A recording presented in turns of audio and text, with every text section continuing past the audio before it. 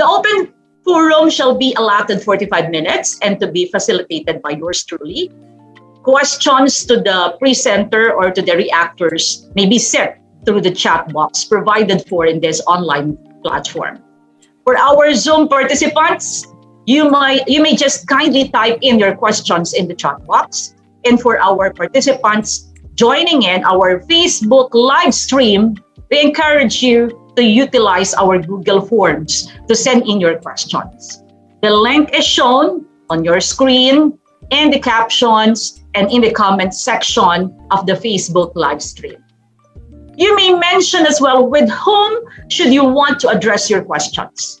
You may address your questions to either our presenter, our OIC Undersecretary for Human Resource and Organizational Development, Yusek Willie Cabral, or to our reactors, our partners from the Civil Service Commission Central Office, the Chief of Human Resource Specialist of the Personnel Systems and Standards Division of Human Resource Policies and Standards Office, Chief Sheila Acuña.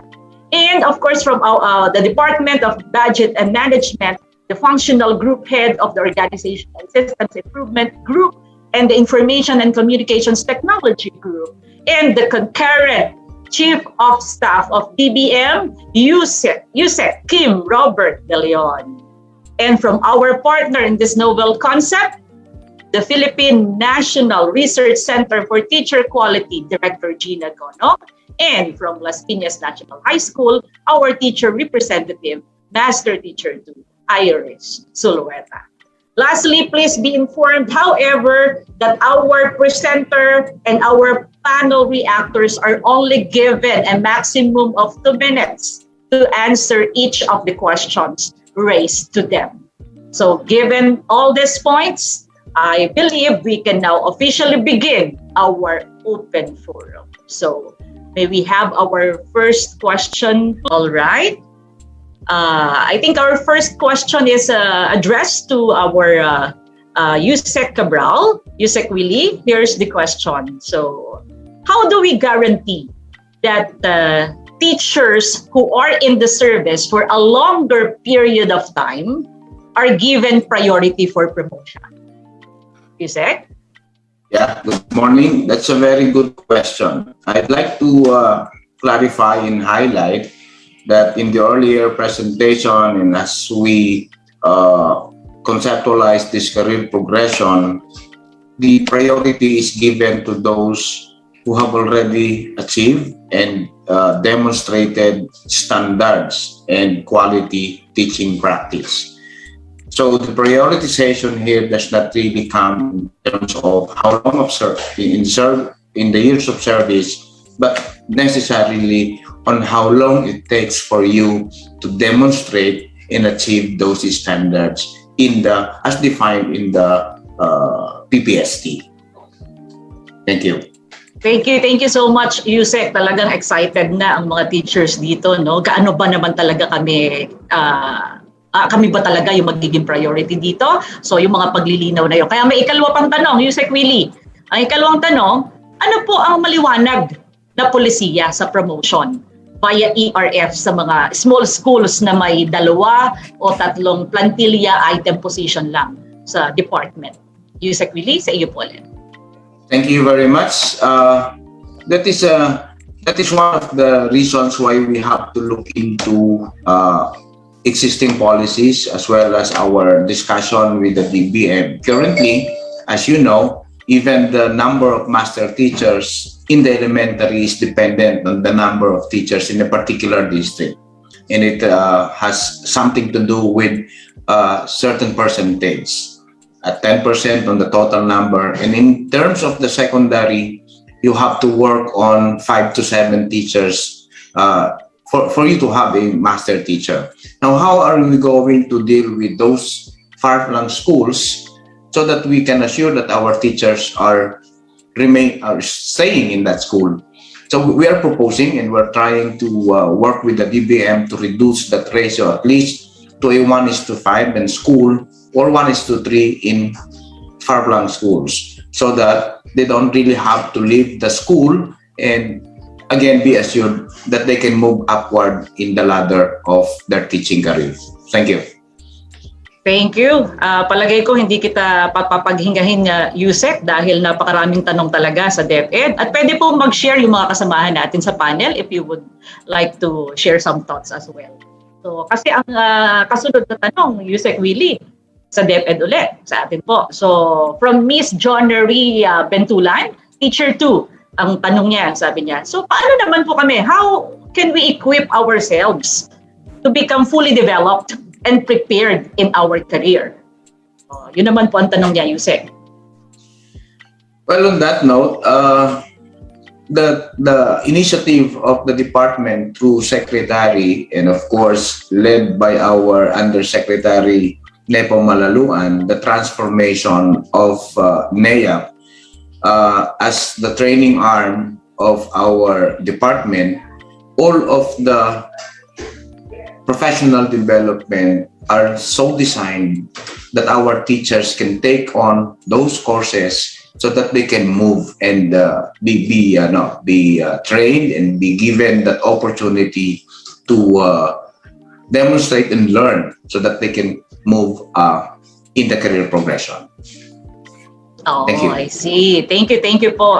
Thank you so much, Yusek Willie. But I think siguro gusto rin mag-share dito ni Director Gina kasi as far as I know, they're also working with the NEAP in supporting our teachers to get better. Am I right, Director Gina? Would you like to share something about this? Yeah, thank you, Director J-Lo. Although Director John Shena is the best person to respond to this, but with the technical assistance that we're providing to the National Educators Academy of the Philippines, NEAP has started enhancing the teacher induction program for new and beginning teachers, and they're working on career progression programs for teachers also. Of course, there are learning service providers that undergo authorization and recognition of programs. So these are learning providers that want to provide professional development programs for teachers. They need to go through recognition by the NEA. Thank you. Thank you so much po, Director Gina. So, assured po ang mga guro natin na talagang masusuportahan para lalong ma-equip tayo sa mga necessary skills and competencies for us to get better. So, ngayon po, yung kasunod na tanong po naman ay sa ating pong partner from CSC. Ang tanong po ay nanggaling kay Oli Lucas of UHF. Ang tanong po niya, how soon will this solve the upgrading of the majority of teachers who are at Teacher 1 rank? So, siguro pwede rin po mag-share mamaya, ma'am, yung iba natin kasama sa panel. Yes, ma'am, Chief Sheila, please. Yeah. The question is about how soon can be the upgrading of this teacher can be implemented. Yes po, opo. Yeah. I think it depends on the DepEd.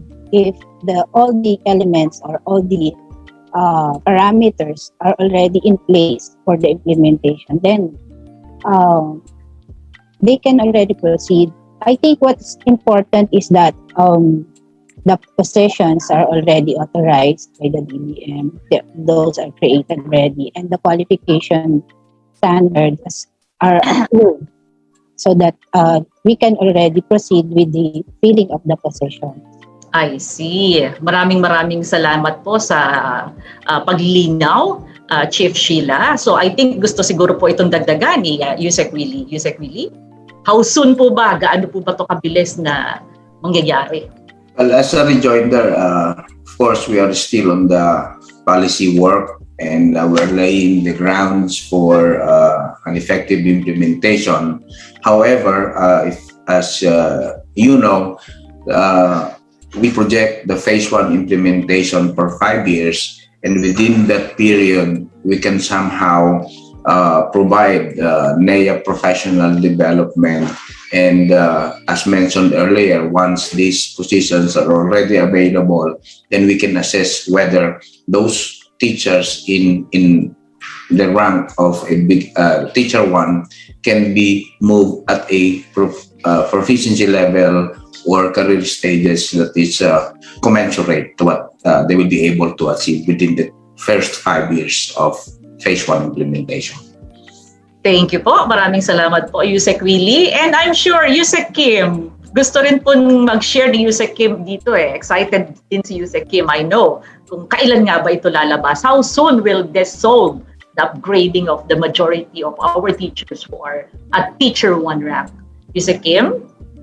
Yes, Director J-Lo, gaya ng nasabi natin kanina, yung draft joint circular that would implement this was already reviewed and thoroughly discussed. Ito na lang higher basis yung iniintay natin. So as soon as of the EO, mas nauna na nating na-formulate yung implementing guidelines. So I think it would be smooth implementation na once we have released this EO. And I don't think naman there will be objections from the agencies concerned relative to the amendment of that EO. It's just a matter of providing us a basis to issue that joint circular which we have already discussed thoroughly. Doon na lang siguro yung ibang comments kasi namin sa EO, ang sinasuggest lang natin sa DepEd, maybe yung nitty-gritty of the details, including the quota, wag na i-discuss lengthily doon sa EO, doon na lang natin siya i-define sa ating circular so that we'll also have some flexibility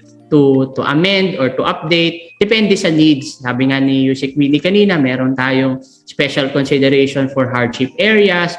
Ayaw naman nating ma-spoil ng mga restrictions na ibibigay natin yung magandang opportunity na i-introduce nitong ating revised career progression. So kami naman, we're ready already. In fact, the circular is there. We have already sent all our comments. Ang talagang iniintay na lang natin, once the EO is issued, we can immediately have that joint circular signed by both secretaries of the DepEd and the DBM para makascade for implementation.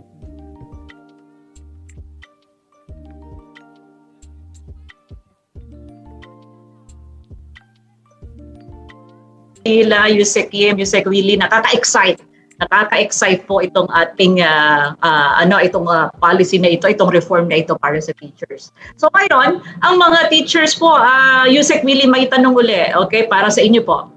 Ano daw naman po itong competency assessment? How will this competency assessment be done? For you, Yusek Willie? Yeah. As proposed, the competency assessment, we're going to have an assessment of their competencies, and this should be done by the HRMPSB. So currently, in the interim, we're looking at the HRMPSB as the assessor, so that we can determine their readiness at that time. And then, most likely, in the future, while we are, I personally believe that the HRMPSB is just an added function for, and I'm looking forward that there should be a body, whether within DepEd or outside or attached to DepEd, doing the assessment, for the assessor, so that teacher quality can really be established. And it does cover everyone, those who wish to join the department as teacher, or even those coming from private schools. That's how I see it. But in the interim, to put everything in place, we'll be looking at the capacity of our HRMPSB to do the initial work for that, so that this career progression can really take off once it is already in its pilot implementation. Thank you very much. Thank you po, Yusek Willie. Siguro si Director Gina pwede rin mag-share dito something about assessment. Director Gina? Siyempre ang husay na ng sagot ni Yusek Cabral. Pero ako na lang yung forward-looking, when we assess teachers in the future, we really need to have a pool of competent assessors. Kasama sa reaction ko kanina, we need to have an assessment process that is trusted by the teachers. And we need to have assessors that are well-trained and so are trusted by the teachers also. I strongly agree, Director Gina. And I think, bigyan natin ng pagkakataon si Master Teacher, ang Master Teacher natin, Master Teacher Irish. Given the chance, would you like to be an assessor? Yes, of course. Kasi I always believe that master teacher like me should assist these teachers from teacher 1 to 3, which is existing right now, or magkaroon ng chance din na mag-progress yung kanilang status and rank as a teacher, and eventually help us and be with us in leading our school in achieving the goals of the Department of Education. So I think I agree with you, ma'am, that we really need trusted assessors so that maiiwasan yung kumbaga ay distrust among the teachers whenever they are being evaluated through to promotion or reclassification. So I agree with Ma'am Gina on that note po. Okay, thank you. Thank you so much, Master Teacher Irish. Wala ito sa mga tanong pero personal kong tanong ito para sa'yo bilang dati ring Master Teacher. Sa palagay mo, anong malaking role ng Master Teacher in the Competency Assessment? Ano bang ambag ng expertise natin? Yes, please, go ahead. I think since master teacher is exposed when it comes to instructional delivery, I think they can really assess whether the means of verification of the teacher being presented is valid. And at the same time, ma-assess din nila kung yung quality ng output ng teacher. And so I think that would be the greatest contribution of a master teacher that will be becoming an assessor in the future po. Wow, okay. Thank you. Thank you for that and for your willingness as well, Master Teacher Irish. Now, meron pa po tayong ika-anim na tanong from to CSC. Ma'am Sheila, Chief Sheila, sa inyo po ito. Galing kay Miss Cleofe Velasquez. Ang tanong niya, tama po ba ang dinig ko na ang training requirements can be dispensed with the QS, with the Qualification Standards? Yun po ang tanong niya, Chief Sheila. Yeah, actually, I was able to read that a while ago. So, siguro i-clear ko lang kasi nabanggit ko kanina. Actually, my observation is that dun sa proposed qualification standards submitted to us by the DepEd, on the training requirement, there's a recency parameter there.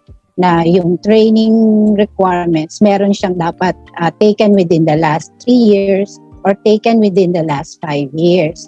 Yes. So, meron kaming consideration. Actually, ang pinagbasihan ko is that for executive managerial positions, we have previously required recency requirements. But because of considerations like may obsolescence ba as to the content of the managerial trainings over time. So, kung wala naman, so the recency requirement or the recency requirement can be dispensed with. So, just like, so based on that policy amendment that we had, yung sa proposition or proposed na QS ng DepEd, yun din po ang pwede nating i-apply. If magiging obsolete siya yung training content of those training requirements indicated dun sa QS, and also kung hindi naman mapoprovide every year or walang accessibility yung teachers for these training requirements, baka pwedeng i-dispense with yung recency. Not the training requirements all throughout, but just the recency requirement, the training qualification. Yun po. I see. Maraming salamat pong muli sa paglilinaw, Chief Sheila. Palagay ko naman po, hindi naman to magiging, dagdagan ko lang, no? Hindi to magiging problema natin sa DepEd dahil napaka-active po ng ating National Educators Academy of the Philippines. At lahat ito ay free para sa ating mga kapwa-guro. You can avail this anytime. And then, may tulong pa po ang ating Philippine National Research Center for Teacher Quality at ang PNU through the LISCO.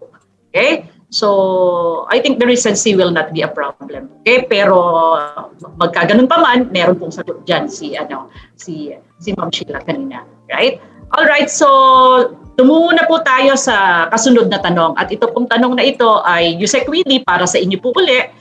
Ang nanggaling kay Miss Maricel Garcia. Ang tanong naman po niya, So, ilang taon? So, how many years of experience for a newly hired teacher to get promoted? Yusek Willie? Well, as I mentioned earlier, and we follow the qualification standards, and I think once the teacher already has acquired all the qualification standards, then they can apply for promotion. Say, for example, if you are a new teacher and you have rendered 1 year of teaching experience on a full-time basis, and you have this at least training that relates to your specialization, whether on curriculum, pedagogy, or subject specialization, then you can apply. All of these qualification standards are the first thing that we need to look into so that you can move from teacher 1 to teacher 2, say for instance. Thank you. Thank you. Thank you so much po, Yusek Willie. So kung talaga mabilis lang, no? In a matter of 1 year, as long as you have complied with those very satisfactory indicators in the RPMS. Ganun kahalaga yung mga RPMS din po, mga kapwa paguro, no? So, at least 10 very satisfactory, you can apply for D2 if you're a newly hired teacher. So, another tanong po, Yusek Willie, para sa inyo po uli ito. From John Randolph Halorina. Tanong po ito sa FB, live stream. Sa pinakita pong slide kanina, Yusek, magka-level na po ang Master Teacher 5 at saka po ang Principal 4 sa salary grade 21. Bakit po bumaba sa salary grade 21 ang Principal 4? Kasi po, ang current salary grade po ng Principal 4 ay salary grade 22. Yusek? We would like to apologize for the typographical error. It's a typographical error. We maintain that salary grade, and we will issue a statement or a release on the correction of such. But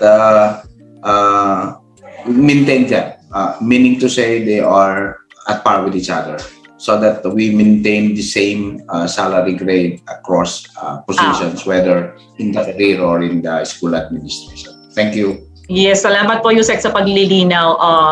Typographical error lang po yun. Parehas po yan. Parehas po ng salary grade. Don't you worry. So, Yusek, another tanong po ito from Mr. Francisco Galvez. Ang tanong naman po niya, so why does the rank and file of these qualifications become stiffer and harder? At para daw pong bumigat? While head teachers shall be retitled to master teacher so that we converge into a single career line, we would like, of course, to provide opportunities also for our head teachers so that they can move in the principal or the school administration position.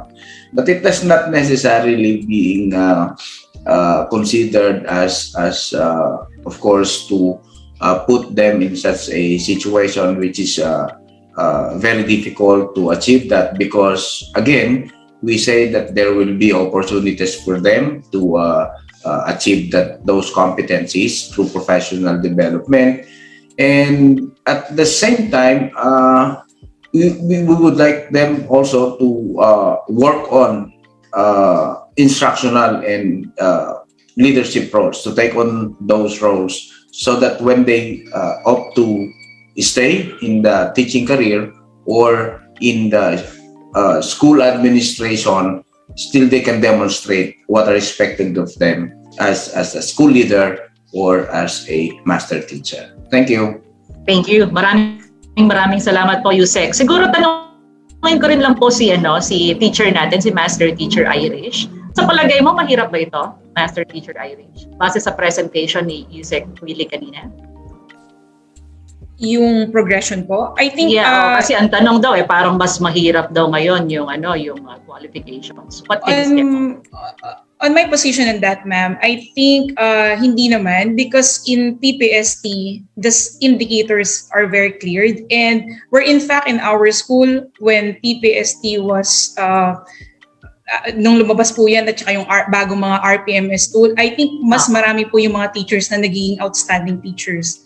So I think when it comes to achieving those indicators, which are one of the requirements for their progression, I think mas madali po. And I think naiiwasan din yung competition. So I think yun yung maganda kasi sarili mo lang yung kumbaga kalaban mo. Kumbaga kung mas mabilis kang mag-achieve ng mga kailangan mong gawin, mas dutiful ka, mas responsible ka, I think mas madali yung progression. And I think marami pong teachers sa field natin na ganun. So I think it's not really hard as long as your master teachers and your school principal are supportive with the professional development that you needed for you to achieve those indicators and RPMS, KRAs, and other tools po. Maraming salamat. Maraming salamat, Master Teacher Irish. So talagang competency-based kasi to, hindi lang sapat yung papel, no? So kung talagang nagtuturo ka, mahusay kang guro, di ba? Pinapahusay mo ang iyong galing sa pagtuturo, hindi ito magiging mahirap kailanman. Right? So ito pong tanong naman nakasunod ay sa lahat ng panel, okay, kung sino po ang gustong sumagot sa inyo. Galing po ito kay Rosel Castillo of ULF. Ang tanong niya, can you share again about how we can address the access of teacher to training and additional education and training? Siguro ang tanong niya, no, time, access, opportunity. So parang equal opportunity siguro ito. So siguro simulan ko po kay Chief ng CSC, Ma'am Sheila.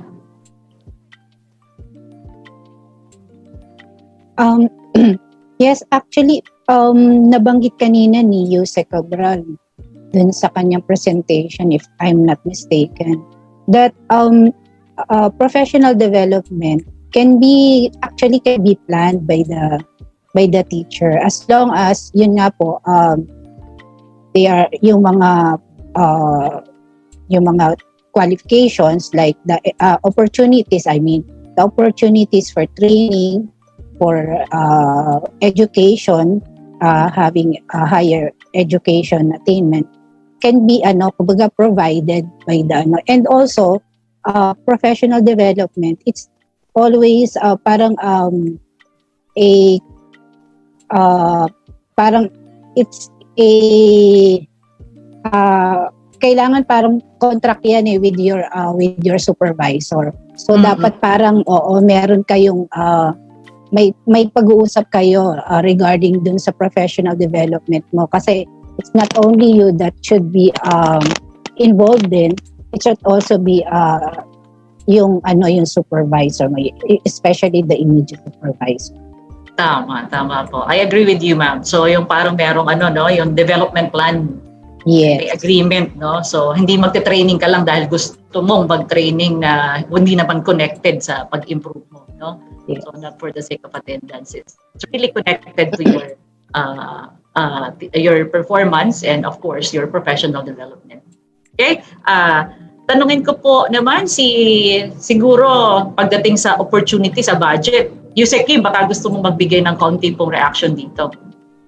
Director J-Lo, ito naman provide ng ating kagawaran at lahat naman, in fact, hindi lang ang DepEd, lahat naman ng ating kagawaran ay may regular provision for training expenses for that matter, and I understand for DepEd this can be sourced from the MOE allocation of the respective schools or even the division or meron po Yes. If there is anything that the pandemic has provided us is yung opportunity. Ngayon, ang dami na nating mga free webinars or free courses that we can take na hindi mo na kailangan gumastos for airfare or even hotel accommodation just to be able to go to those capacity building interventions. So ito naman, alam natin with the help and support din ng ating NEAP ay magpapatuloy. Hindi naman ito matitigil kahit na humarap na tayo dun sa ating bagong normal. So we are expecting na magpapatuloy yung pagkandak natin ng mga regular capacity building interventions ng DepEd, may it be online or even a face-to-face. Tama yung nabanggit ng ating kasama sa panel sa Civil Service Commission na ito ay nadadaan naman sa maayos na pagpaplano. both at the level of the teacher, even at the level of the school or the division. Kung naka-plot na meron tayong tinatawag na CapDev plan, if I remember it, development plan natin at the individual or at the organizational level para matapatan din natin ng karampatang budget sa bawat school year or in our case, bawat fiscal year. Over to you, Director J-Lo. Yeah, salamat po, Yusek Im, na talagang hindi problema ang budget, no? Talagang pag naplano to ng mahusay. Tama po, maraming salamat. So, Yusek Willie? Well, I think in terms of accessibility, we can look at two important considerations. One, is there already a structure present? Have we laid down that? I think the NAIAP transformation and looking at the umbilical cord connecting the NAIAP CO to the NAIAP RO and doing accreditation and validation of submitted training proposals that allows various opportunities for our teachers to get hold of those opportunities. In terms of iba pang pamamaraan, we encourage a wider ecosystem of training opportunities, professional development. So all we have to look at is whether we are looking at the result of our performance so that we address in which area you need to improve on.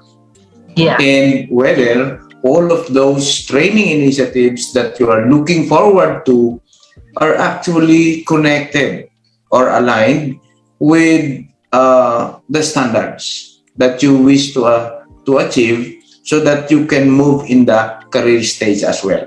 So in terms of accessibility, as mentioned earlier, there are a lot of trainings that are provided from our SDO to the region, and all of these are undergoing accreditation process, and we ensure through the NAIAP as well that this follows certain rules and mechanisms so that it can be recognized for the benefit of our teachers. Thank you. Maraming salamat po, Yusek, sa paglilinaw na itong kanilang pag-attend ng training dapat konektado, linked to teacher development. Okay? Doc Gina? Director Gina?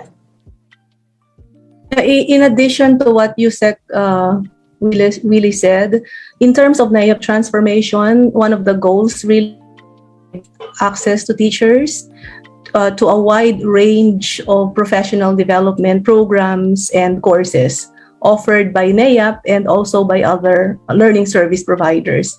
Just like what Yusek really said, there's a professional ecosystem, of providers for professional development programs. Kasi hindi naman kaya ng DepEd lahat. Provide ang PD for teachers. That's why it's important that partnerships with learning service providers are also strengthened in the process. At saka siguro ang kailangan pa nating mangyari eventually, yung technology, yung online component ng National Educators Academy of the Philippines. So PD programs are more accessible to teachers, especially in remote areas. Kaya problema na naman doon yung internet connection. So we'll have to do something about that also. The government also has to do something about that.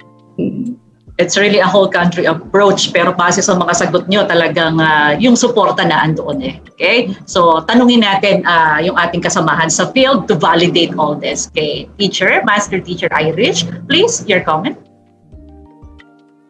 Yeah, I agree with the rest of the reactors and panelists po. And I think this career progression is very attainable as long as yung isang teacher ay meron ding career plan for herself and will be open to ask for the technical assistance of the master teacher.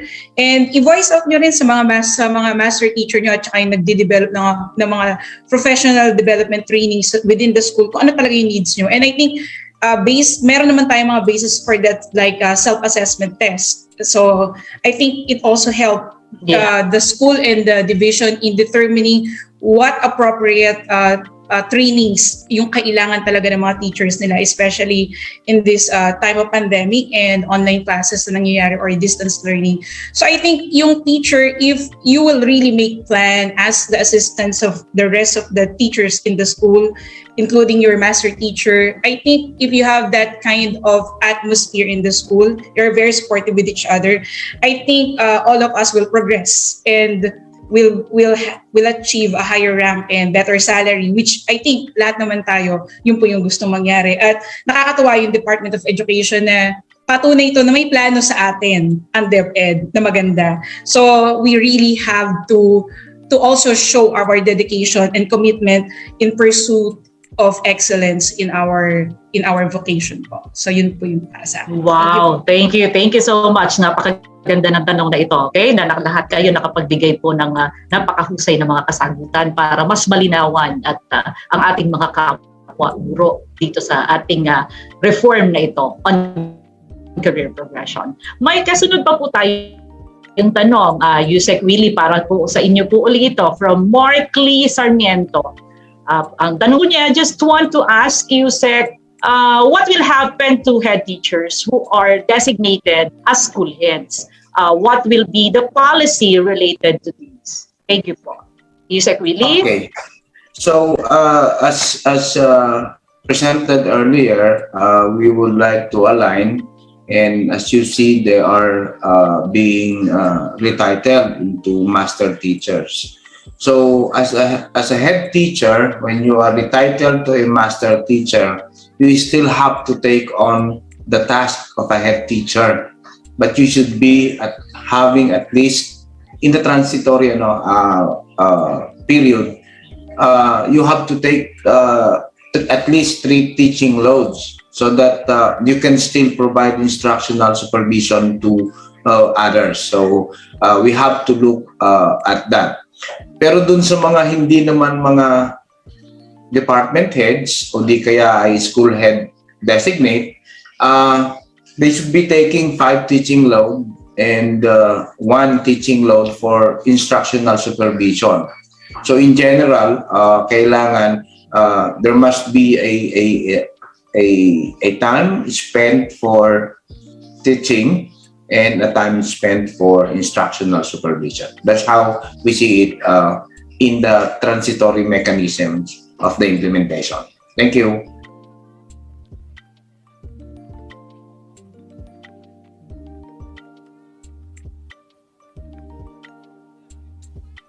Thank you po, Yusek. May follow-up question po ito. Yes, go ahead. Well, kindly, it seems your sound was not okay earlier. Can you repeat that question?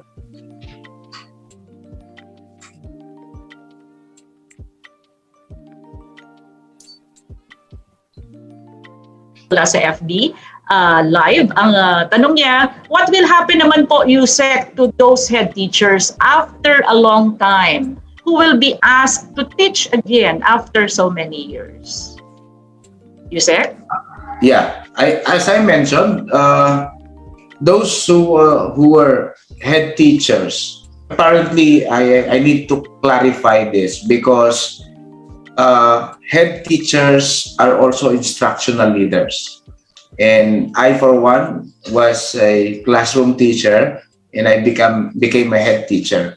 And I did both while doing the class programming, looking at the welfare of our teachers and assigning them teaching loads.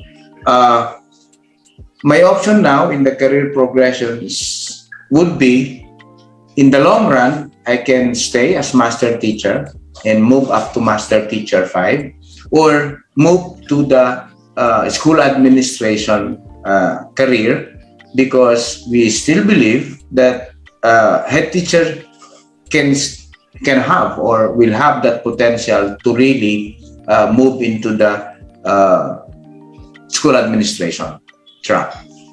Thank you.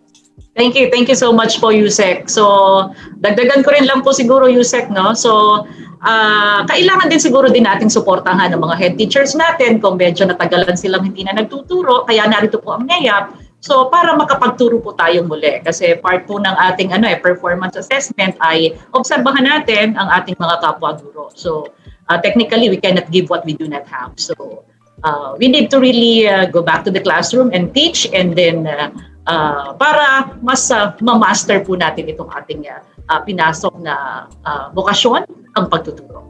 Okay? So may katanungan po naman tayo sa ating Master Teacher 1, at kung gusto mo, Master Teacher Irish, susugan mo rin yung ating sagot kanina, no? Pero ito po yung tanong para sa'yo. Is a Master Teacher still is expected to have the same number of regular teaching load, similar with the teaching load of a proficient teacher, given that a Master Teacher must perform instructional supervision and technical assistance?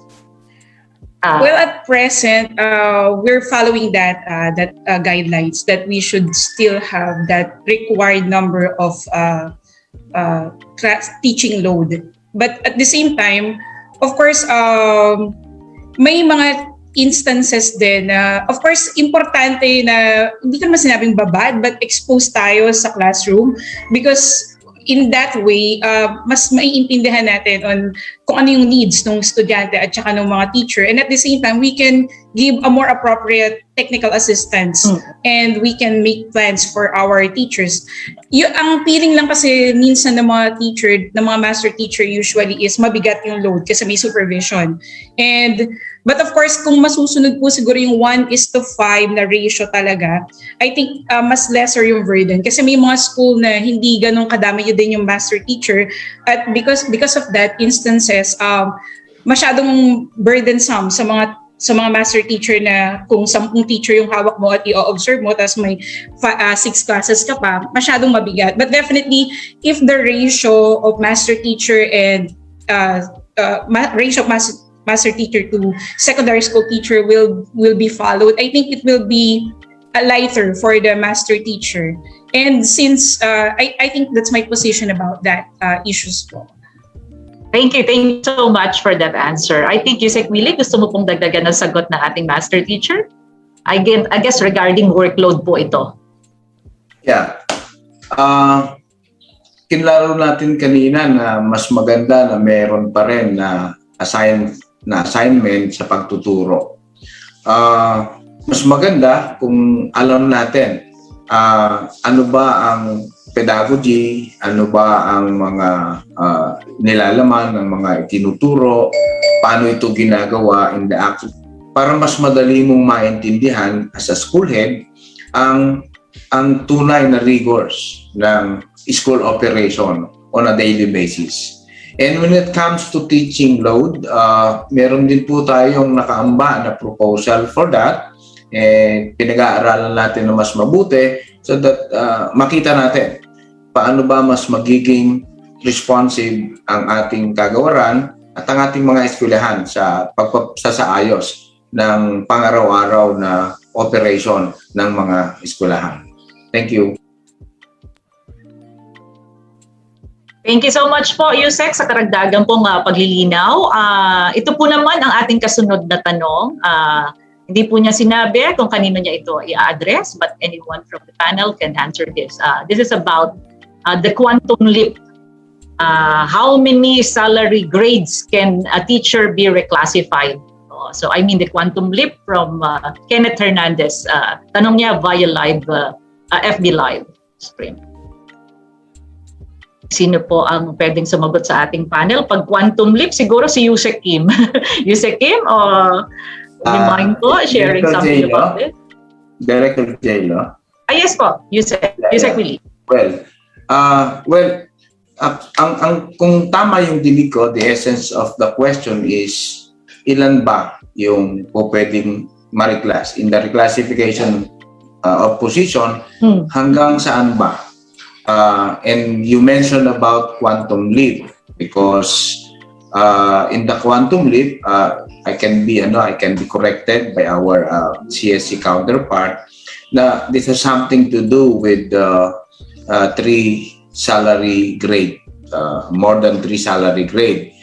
But I think since the basis of the reclassification, the basis of promotion is more on reclassification, and in previous CSC issuances, once a position is reclassified, it has been said that the teacher has that inherent right to be given that position, provided that the applicant or the appointee possesses the necessary qualification standards, the performance, and the proficiency level. That's how I see it. But of course, we would like also to hear from our CSC counterpart. But to me, why would you limit in the career progression if you all satisfy these requirements? You are able to meet what is required, and there is an available fund source, then why not?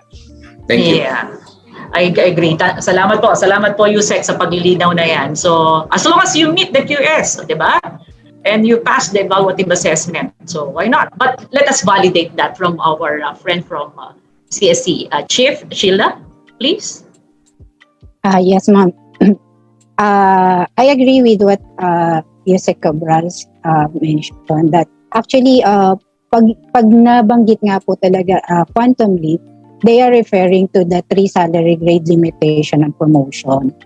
And actually, dun sa rules ng DBM regarding reclassification, a position can be reclassified if the incumbent of the position meets the qualification requirements of the position.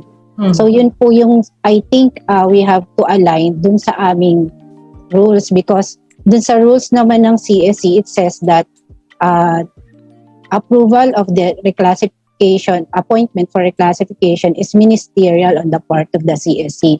Pero kasi it's within our mandate to check on the qualification, whether the appointee meets the qualification requirements for the reclassified position. So yun po, siguro magkakaroon lang kami na alignment with the DBM para masupport yung ganun na ano. Pero tama po na yung quantum leap po na yan ay referring to the 3 salary grade limitation. And sa reclassification, the incumbent has to meet the qualification requirements before the position to be reclassified. Maraming salamat po, Chief Sheila. At dahil nabanggit na po ang DBM, Yusek Kim, pwede po ba kaming makahingi din ng another answer from you? Thank you po. Yes, Director J-Lo, in fact, tama yung nire-refer natin na circular, that is Budget Circular 2018-3, specifically on the rules on reclassification. And in fact, kung titignan natin, ay kita natin doon yung specific citation kung saan pwedeng magawa yung reclassification. At dalawa doon sa items na yun are particularly for the teaching positions ng DepEd. Number 1, ERF, at number 2, yung implementation ng Master Teacher's Career Path under EO 500. So if indeed EO 500 will be amended at i-enact natin, ipopromulgate natin itong bagong career progression, this circular will have to be updated as well to be attuned doon sa reclassification system natin under the revised position classification system for the teaching force. At kaya nga nang nasabi din ng ating kasama sa panel from the Civil Service Commission, it's just a matter of making our rules and guidelines attuned but still consistent with our existing civil service and budgeting rules and regulations. Dahil malinaw naman, if the incumbent is or satisfies the QS for that position, then reclassification can be done. Ang role naman ng civil service is just to make sure that QS has been met by the incumbent so that they can validate the appointment. So yun lang, alignment and updating of rules lang yan, but I don't think there is a major obstacle for that, Director J-Lo. Wow, so good news po ito sa mga sagot nyo. I'm sure masayang-masaya ang ating mga kapwa-guro na nanonood sa atin ngayon. Maraming salamat po sa paglilinaw. So, tungo po tayo ngayon sa kasunod na tanong, at ito po ay naka-address naman kay Dr. Gina Gonong from Sir Rodolfo Salinas. CMO number 15 will now take effect now to us doctorate students. They require us to publish our dissertation internationally or nationally because of the proliferation of predator publications and journals. I'd like to suggest, if possible, na magkaroon po tayo sa DepEd ng sariling publication and refereed and index journal or juried creative work outlet. Medyo naguluhan ako ng tanong, pero sige, Doc Gina, baka how would you like to react on this? Siguro sa PNU, sa Philippine National Normal University. Yeah, seems that the question. Publication. Thank you, Director J-Lo. It seems that the question is better addressed to CHED. The second part is for DepEd. Yes, but I can say something about the issue on predatory articles, and then perhaps Yusek Widi can respond to the suggestion for DepEd to create its own journal where teachers could publish. Okay? So tama po yung nasa CMO, you'll have to be wary of publishing in predatory journals. So you'll have to check before you publish or before you apply for publication if the journals are predatory or they have the integrity that's needed for scholarly articles. So i-check lang po natin. Kailangan may mga listahan naman po sa internet, online, may mga online sources na makikita ninyo kung ano yung mga predatory journals. Wow, salamat po sa paalalang yan, Doc Gina. Malaking bagay po ito. Para naman po sa DepEd, Yusek Willie, ano pong masasabi natin dito sa proposal niya, na suggestion niya? Yusek? Well, of course, that's a good proposal. However, I am not at liberty because research is under another strand.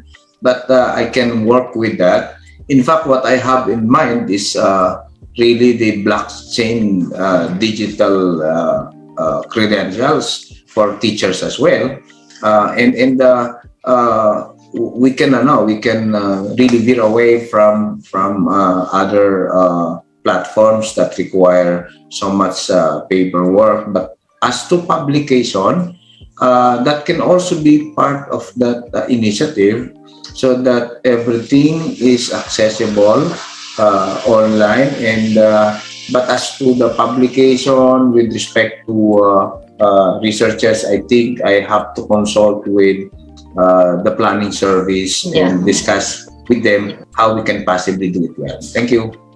Thank you so much po, Yusek. Ito pong tanong ay sa inyo po uli, ha? So, hinga lang po ng malalim. So, ito pong kasunod na tanong, do senior high school teachers included in this career progression or reclassification? Yes. If yes, what will be the process? Will the QS for the teaching positions be the same for both junior high school and senior high school? As observed po kasi, senior high school positions are higher as compared to junior high school or elementary. May ganun po ba, Yusek? Yusek, really? Yeah. This career progression proposal applies to all levels of education from elementary up to senior high school. But we have to look at the senior high school because we need to issue policies as to qualifications, and at the same time look at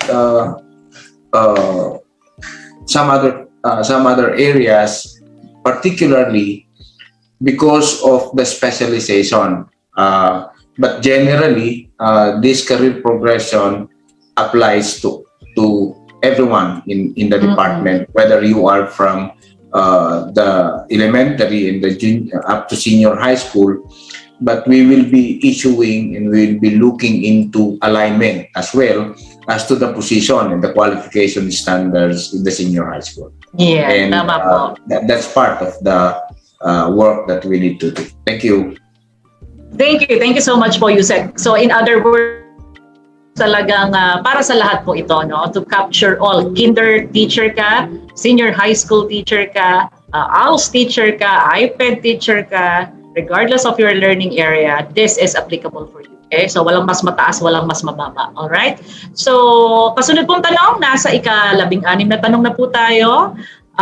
From Sonia Pensader. Ang tanong po niya para po sa inyo uli, Yusek, if the promotion is through reclassification only, what will happen now to the natural vacancies of higher position?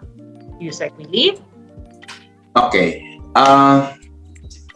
Just to put context, if an item is vacated due to retirement or resignation, and that item is a master teacher 3, say for example, that resulting vacancy will no longer be available as a vacant item that can be applied for promotion using natural vacancy process. Instead, that item will be reclassified through a scrap and build method so that we can create items that can be open again at the entry level. So that's how we're going to do with it in the reclassification means of promotion, and reverting back those higher items to a lower items so that we can still accept applicants for the entry level. All right. So we have so many questions po. Ito po, may katanungan pa uli, Yusek, karagdagan, pero hindi ko alam kung ito ay para sa mga guro pa, pero banggitin ko na rin kasi po napasama dito sa tanong. Kami po ay na-hire as guidance counselor sa DepEd way back 2009. Item na po kami at nasa plantilla na po having this designation as guidance counselor. Ngayon po, dahil sa may bagong lumabas na guidelines coming from the Civil Service Commission way back 2011, stating na dapat ang ma-hire na sa DepEd na guidance counselors naka-license na po o pasado na sa board exam sa guidance para makapag-file na po sila ng promotion sa DepEd. Kami na na-hire before po sa CSC na guidelines ay hindi na po kami pasado sa exam. Ang haba ng konteksto. Ito po talaga ang tanong, Yusek. Wala po ba kaming chance na ma-promote po, Yusek? Right. Basic question or basic requirement for promotion is meeting the qualification. We do understand that there were those who were hired earlier on using the old guidelines, but now we have this professionalization of the guidance counselor, meaning he should be a registered guidance counselor for you to be accommodated. But of course, we do understand that by that time, and I can ask the civil service again on this note, because by the time they were appointed, the application of the law may not be retroactive. So they enjoy that benefit and that security of tenure of being appointed in that position using the previous qualification standards. Mm-hmm. But as to promotion, babalik lang po tayo doon sa tanong, na-meet mo ba yung qualification standards for the promotion? So having said that, if you're able to meet all of those, then there's no question. But if you are already satisfied on that, then most likely you will remain as in that position. But given the fact that we are also in the process of doing some sort of upgrading in the guidance counselor position, with some actions pertaining to either reclassification, conversion, and creation, most likely, babalik lang ulit tayo dun sa tanong, qualified ba ako for reclassification? Qualified ba ako for promotion? So those are the basic and essential things that you need to satisfy so that you can be promoted. Thank you very much. Tama. Salamat po Yusek sa mga paglilinaw na to, no? So we have so many questions and engagement from across our platforms. Maraming salamat po, pero last question na po talaga ito. We would like to thank all of you from your questions, from all of our viewers. Kasi naunawaan natin na excited kasi sila sa reform po na ito kasi ngayon lang po ito mangyayari. So, we have little time, so pasensya na po. So, this is our last question. Again, Yusek, para sa inyo po ito, from Mr. Philip Pernell from Simeo. Sorry if I missed this point. Are there special provisions for career progression for teachers in specialist areas such as ALS, SPED, IP, given different contexts and skill requirements? Yusek? Well, as I mentioned, thank you for the question, but I think this is a good opportunity to clarify. As you may recall, there are special education teachers, there are ALS teachers, and they might be working on different contexts or different realities and situations. But since this covers all teachers, this career progression covers all teachers, what we really need to do is to point out the nitty-gritty of all of these things on a per position level.